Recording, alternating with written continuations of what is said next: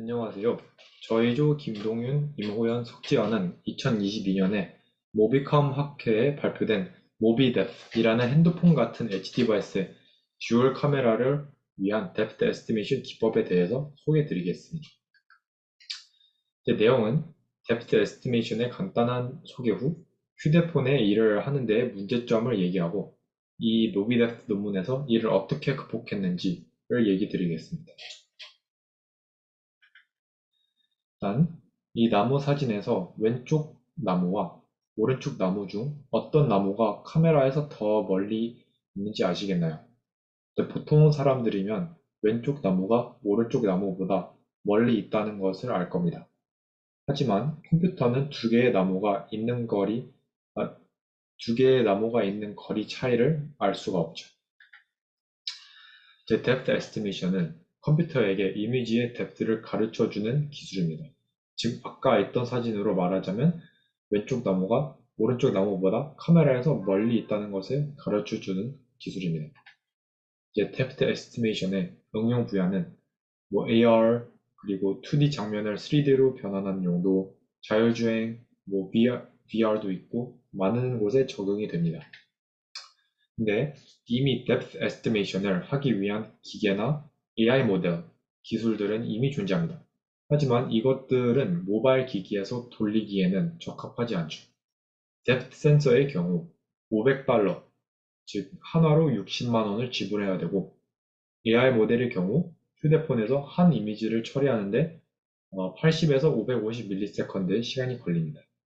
모바일에서 가장 많이 쓰이는 움직임으로부터 depth를 측정하는 AR 콜은 뛰어난 실시간 depth estimation을 보여주지만 계속 움직여야 한다는 단점이 있습니다.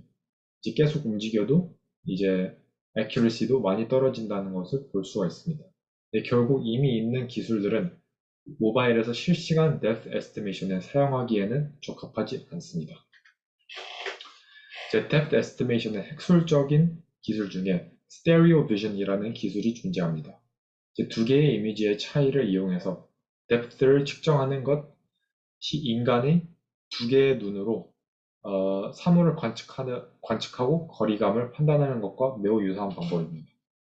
그래서 이미 많은 연구가 이루어져 있으며 위의 그림과 같이 이제 똑같은 카메라 두 개에서 촬영한 두 개의 이미지 비교하여 이와 같은 공식을 사용하여 depth를 계산할 수 있습니다. 여기에서 주의할 점은 이 공식을 사용하기 위해선 두 카메라의 포컬 랭스가 동일해야 합니다. 하지만 이것을 휴대폰 카메라에서 실행하는 데에는 많은 어려움이 있습니다. 첫째는 저희 카메라 뒤에 있는 저희 휴대폰 뒤에 있는 그 카메라들은 이제 주로 저희 휴대폰에는 카메라가 두세 개 있는 게 대세이죠. 근데 그 카메라에 있는 듀얼 카메라들은 서로 포컬 렌스가 다릅니다. 둘째는 그 듀얼 카메라가 서로 다른 프레임 레이트를 갖고 있으며 찍는 대상이 많이 움직이면 왼쪽 카메라와 오른쪽 카메라가 동시에 찍은 줄 알았지만 서로 다른 장면을 보게 되어 뎁스를 계산하게 되면 정확도가 많이 떨어집니다. 마지막은 스테레오 비전, SE는 SGBM 알고리즘이라고 딥러닝 기반 기술보다 빠르고 정확하지만 SGBM은 데스크톱 GPU에 돌아가도록 최적화가 되어 있습니다. 이제 모바일에 돌리려면은 레이턴시가 많아가지고 거의 7frames per second인 상황이 됩니다. 첫 번째 focal length가 다른 문제를 풀기 위해선 이 논문에서 이를 크로핑을 통해서 해결했습니다. 먼저 텔리 field of view 카메라에서 책보드를 찍은 이미지에 장스 메서드를 사용하여 카메라의 focal length를 구합니다. 참고로 텔리 field of view는 telescopic field of view라고 멀리 있는 거를 가깝게 본다라는 뜻입니다. 그리고 장스 메서드는 이미지의 저런 책보드 패턴으로 focal length를 계산하는 널리 쓰이는 기법입니다. 그리고 wide field of view 카메라에 가로 세로 크로핑을 하게 되는데요. 크로핑을 하게 되면 이미지는 원본보다 좁은 영역만 남게 되고 이는 곧 field of view가 감소되었다는 것을 의미합니다.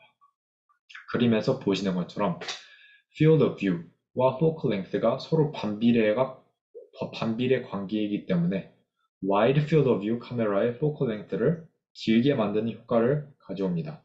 여기서 알파는 크롭하는 정도를 조절하는 변수이고 f sub alpha w는 크롭한 후에 wide field of view 카메라의 focal length 그리고 ft는 tele field of view 카메라의 focal length라고 볼 수 있습니다. 이 두 개의 focal length를 비교해서 threshold보다 낮으면 다음 과정으로 넘어가고 높으면 알파의 값을 조절하여 이제 이미지를 더 iteratively하게 더 작게 크롭합니다. 이 과정은 시간이 오래 걸릴 것 같지만 한번 알파 값을 구하면 재사용이 가능하기 때문에 calibration처럼 이 과정은 처음 실행할 때만 실행하고 실행하면 됩니다. 그래서 depth estimation latency에 큰 영향을 끼치진 않습니다. 참고로 핸드폰 제조업체에서 제공되는 핸드폰의 focal length를 쓰면 안 되는 이유가 이 값의 실제로 측정한 focal length 값 간에 상당한 차이가 있기 때문이죠. 결과적으로 이제 wide field of view 카메라의 focal length를 tele field of view 카메라에 동일하게 맞춰서 두 이미지의 스테레오 매칭 알고리즘을 적용하여 depth를 찾을 수 있게 됩니다. 이제 두 번째, 프레임 레이트의 불일치의 문제는 두 개의 카메라에서 프레임 간의 시간 간격이 특정 스레시홀드보다 크면 느린 프레임을 버린 후 이거 참고로 스키핑이라 합니다. 버린 후 그 다음 프레임을 사용하는 것입니다. 이 간단한 방법을 통해서 양쪽의 싱크를 맞춰 주었습니다. 참고로 그 두 카메라의 프레임 레이트를 설정을 맞춰줘도 약간의 차이가 남아서 시간이 지날수록 두 카메라 간의 프레임 시간이 많이 벌어집니다. 이제 마지막 솔루션에 넘어가기 전에 먼저 disparity에 대해서 알아보겠습니다. disparity는 위의 왼쪽 그림처럼 왼쪽 이미지와 오른쪽 이미지에서 같은 지점의 거리 차이를 뜻합니다. 위 공식의 분모에 들어가는 값들이 되겠습니다. 이제 이것들을 이용해서 오른쪽 그림처럼 depth map을 그릴 수 있게 됩니다. 이제 disparity map을 구하는 방법은 여러 가지 방법이 있는데 모비데프에서는 semi-global block matching, 즉 SGBM을 사용했습니다. SGBM의 과정은 그림과 같습니다. 앞 과정부터 살펴보면 모비데프에서는 어떻게 바꾸었는지 알아보겠습니다.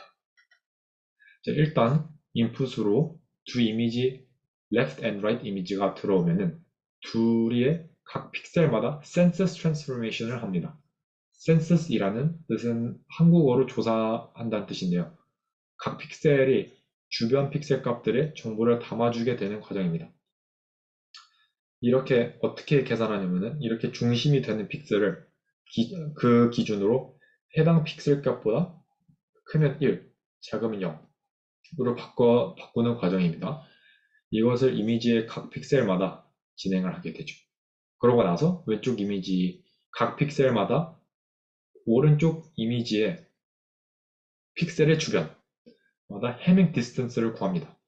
이것은 그냥 XOR 오퍼레이션인데 결론적으로 왼쪽 사진 픽셀과 오른쪽 픽셀의 주변과 얼마나 차이가 있느냐를 보는 것입니다. 차이를 다 알면 그 중에 차이가 제일 적은 픽셀이 바로 왼쪽하고 오른쪽 사진의 동일한 점을 지적하게 되는 거죠. 이제 방금 얘기한 것을 memory read and write 관점에서 얘기하면 위의 그림처럼 왼쪽, 오른쪽 이미지에서 각각 하나의 픽셀을 메모리에서 읽은 후 D만큼의 disparity range, 만큼 해밍 디스트를 계산하고 그것을 메모리에 저장합니다.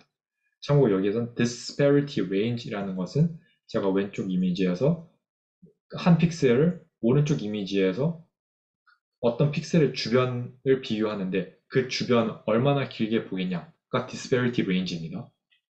이제 여기까지 두 개의 픽셀을 읽고 해밍 디스턴스를 저장해서 memory read and write가 총 WHD 곱하기 3회가 일어납니다. 참고로 WH는 이제 저희 사진의 디멘션이 되겠습니다. 이제 그리고 계산한 두 개의 해밍 디스턴스를 읽어서 커스트 컴퓨테이션에 넣고 그 결과를 다시 메모리에 저장합니다. 이 과정까지 포함하면 총 메모리 접근 횟수가 WHD 곱하기 6회가 됩니다.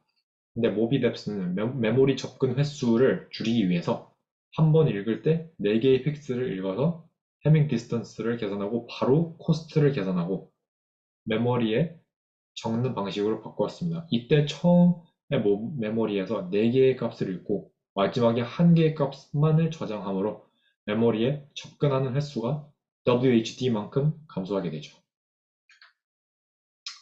이제 그 다음에 각 픽셀의 커스트를 계산한 다음에 커스트 애그리게이션이 있습니다. 이것을 하는 이유는 전에 얘기했듯이 왼쪽 사진 픽셀마다 오른쪽 픽셀들과 커스트가 제일 낮은 픽셀을 찾기 위해 커스트 값들을 정리를 하는 단계입니다. 근데 여기에다가 한 방향으로만 애그리게이트 하지 않습니다. 방향은 참고로 왜 그렇지 않냐면은 이제 노이즈 이펙트가 있어가지고 그 노이즈 이펙트를 줄이기 위해서 한 방향만 보는 게 아니라 많은 다양한 방향으로 코스트 애그리게이션을 해가지고 노이즈를 제거를 합니다. 제 방향은 이제 엔지니어가 직접 정할 수 있는데 이 논문 모비뎁스에서는 상하 좌우 4개의 방향을 선택했습니다. 일반적으로 cost aggregation을 할 때는 각 방향을 따로따로 계산합니다.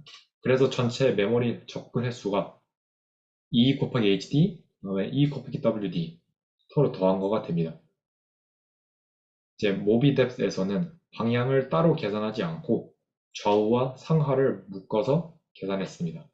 그리고 저장할 때도 메모리에 한 번만 접근 횟수를 줄이기 위해서 각 방향의 결과값 16비트를 묶어가지고 32비트로 저장했습니다.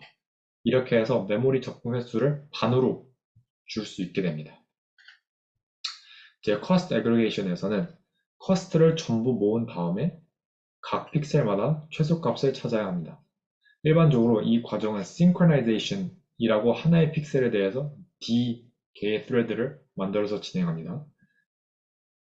하지만 데스크톱과 달리 모바일에서는 synchronization이 GPU의 on-chip shared memory가 아닌 off-chip shared memory에 진행이 되어 synchronization overhead가 많이 발생합니다.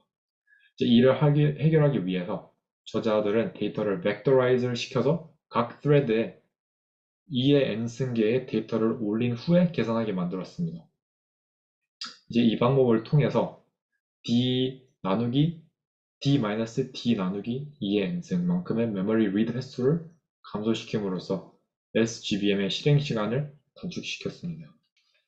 이제 마지막으로 커스트 컴퓨테이션 작업은 전 프레임의 디스페리티 컴퓨테이션이 끝나면 바로 실행이 가능해서 disparity refinement이라는 작업을 굳이 GPU에 실행시키지 않고 GPU의 다른 작업이 돌아가는 동안 refinement를 CPU로 옮겨서 실행합니다.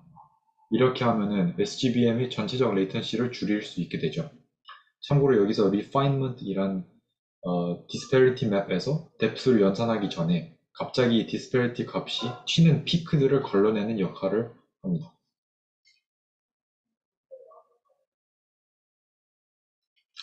이제 지금까지 모비뎁스가 휴대폰에서 depth estimation을 하기 위해서 적용한 3가지 방법을 알아보았습니다. 이제 각 방법을 적용해서 알고리즘이 개선되었어도 중요한 것은 실제 성능인데 이제부터 모비뎁스의 성능에 대해서 알아보겠습니다. 먼저 모비뎁스의 뎁스를 측정 정확도를 알아보겠습니다. 보시는 것과 같이 스마트폰과 뎁스 카메라를 일렬로 배치하여 그라운드 트루트 뎁스와 스마트폰 카메라와 모비 뎁스를 통해 얻은 뎁스를 비교하여 에러를 측정합니다. 이제 정확도 또한 물체가 정지하는 경우, 느리게 움직이는 경우, 빠르게 움직이는 경우 등 여러 가지의 상황에서도 다른 모델들과 비교하여 낮은 에러 레이트를 가졌습니다. 그 왼쪽 그래프는 싱크를 맞추는 방법을 추가했을 때의 그래프인데 프레임 스킵을 하지 않는 경우에는 프레임이 증가할수록 두 개의 카메라 간의 차이가 점점 벌어졌는데 스킵을 한 경우에는 그런 경향이 없는 것을 알 수 있습니다. 그리고 나머지 그래프에서는 이제 SGBM이 레이턴시가 많이 낮아진 것을 볼 수 있습니다. 이것은 모비뎁스의 레이턴시 배터리 사용률, 그리고 메모리 사용률을 살펴본 그래프입니다. 이제 모비뎁스의 경우 이 셋 다 비교적으로 다른 모델들에 비해서 낮은 것을 볼 수 있습니다. 이제 위 그림을 보시면은 모비뎁스는 경계가 흐려지는 다른 기법들과 다르게 경계가 확실히 구분되면서 깊이를 잘 측정하고 있는 것을 알 수 있습니다. 저자들의 말에 따르면 스마트폰에서 초당 22프레임을 처리할 수 있다고 합니다. 결론적으로 모비뎁스는 자원이 한정된 스마트폰에서 실시간 뎁스 에스티메이션을 했다는 것에 큰 의의가 있습니다. 뎁스 에스티메이션이 AR, VR, 자율주행 등 다양한 3D 작업을 하기 위해서 필수적인 기술인 만큼 모비뎁스는 다양한 장소에 사용될 가능성이 있다고 생각이 듭니다. 하지만 좋은 점만 있는 것은 아닙니다. 저희가 생각한 이 논문의 주요 비판점은 SGBM을 어떻게 가볍게 했는지 정확히 설명이 되어 있지 않다는 것입니다. 저희의 조사에 따르면 cost computation이란 해밍 디스턴스를 구하는 것인데 하지만 참고로 여기에서 cost computation 다시 얘기 드리면은 이제 왼쪽하고 오른쪽 사진 간의 그 픽셀 간의 차이점을 말합니다. 이거를 cost computation 하는 이유는 이제 왼쪽하고 오른쪽에 동일한 점을 가리키는 픽셀들을 찾기 위해서입니다. 그래서 cost computation은 해밍 디스턴스를 구하면 끝인데 이 논문에서는 해밍 디스턴스에서 코스트를 계산한다고 했는데 기존의 SGBM과 달리 기존의 SGBM과는 다른 알고리즘을 사용한 것인가 기존 연구와 맞지 않은 부분이 있습니다. 이제 둘째는 thread synchronization을 변경을 한 이유가 이 과정이 논문에서 언급한 말리 GPU의 경우 GPU off-chip memory에 진행이 되어서 그랬는데 많은 스마트폰들은 말리 GPU 말고 아드레노 660 GPU를 사용하는데 이는 on-chip 메모리를 갖게 돼서 여기서 얘기한 thread synchronization은 해당이 되지 않습니다. 또한 telescopic field of view 카메라의 경우에는 어토 포커싱 기능이 있어 포컬 랭스가 수시로 변할 수 있는데 이런 상황에서는 캘리브레이션이 완전히 깨져버릴 수 있기 때문에 문제가 발생할 수 있을 것 같습니다. 그뿐만 아니라 이제 와이드 렌스 같은 경우에는 이제 테두리에 이제 와핑이 많이 일어날 텐데 이를 언급하지 않아서 이 또한 문제가 발생할 수 있을 것 같습니다. 이제 그리고 카메라의 센터가 논문에서 쓰였던 스마트폰보다 적은 경우가 많은데 그 두 카메라 간의 거리가 줄수록 멀리 있는 물체들에 대해서 depth estimation error가 증가를 할 수 있을 거라고 봅니다. 그 두 개의 카메라를 마지막으로 두 개의 카메라를 이용하여 depth를 estimation 하는 방법에서 가장 중요한 것이 두 이미지에 대응되는 점을 찾는 스테레오 매칭 알고리즘인데 여기서 쓰인 SGBM 알고리즘은 베이스라인이 될 수는 있지만 그렇게 빠르지도 않고 많이 오래된 알고리즘이고 성능도 그렇게 좋은 편은 아닙니다. 네, 그래서 저희 발표는 이로 마치겠습니다. 감사합니다.